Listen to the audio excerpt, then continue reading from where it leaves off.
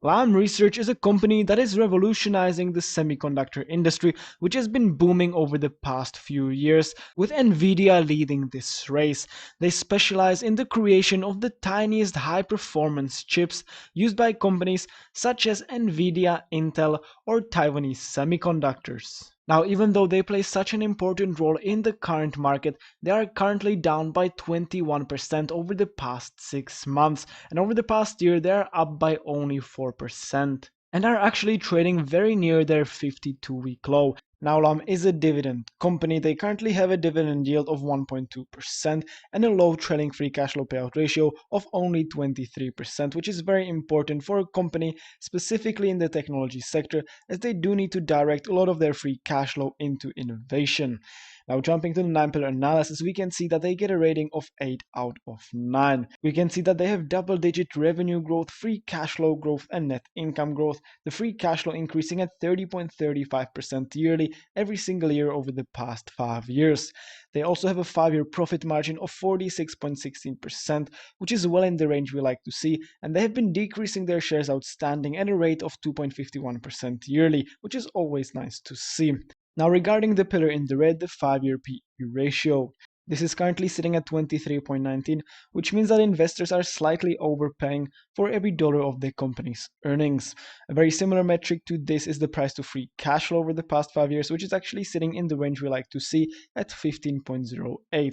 But if we have a closer look at both of these pillars, we can see that the PE ratio has been increasing at a rate of 12.45% yearly, and the free cash flow, price to free cash flow, has been increasing at 26.40% yearly. Now, one thing I really love about Lam is their consecutive dividend growth, sitting at 12.62%, which certainly makes up for the lower dividend yield and kicks in the sweet dividend snowball effect. And finally, the long-term liabilities over the 5-year free cash flow negative dividends is sitting at 0.34, which means that Lam won't have any issues with paying off debt. And now let's calculate their intrinsic value. First, using the Graham's formula revised, we will plug in the 5-year earnings growth estimate at 15.20% yearly and get an intrinsic value of $88.86.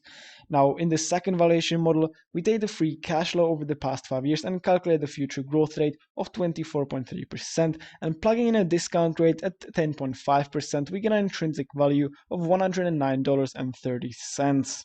Now, we also want to compare Lam to its competitors, so ASML and Applied Materials. We will average out the PE ratio of these two competitors and we'll get an average PE of 28.97, which we multiply with the earnings per share of Lam and get an intrinsic value of $89.51. And moving to the final valuation model, the dividend discount model, we take the dividend growth over the past 5 years and project a growth rate of 10% every single year into the future. And by doing that, we get an intrinsic value of $164.10. And now moving to the ultimate valuation, we average out the 4 valuations and get an intrinsic value of $112.94, which is almost 50% higher than the current trading price of the company. And with a margin of safety at 30%, we get an acceptable buy price at $79.06. So overall, Lam is looking very decent. They currently seem to be quite undervalued, with high growth potential and high dividend growth, and I personally don't mind paying a bit of a premium for the company, as I do believe that they have massive headroom and will grow a lot in the next few years. And with that, thank you for watching, and please leave a like and subscribe, as it really helps me out.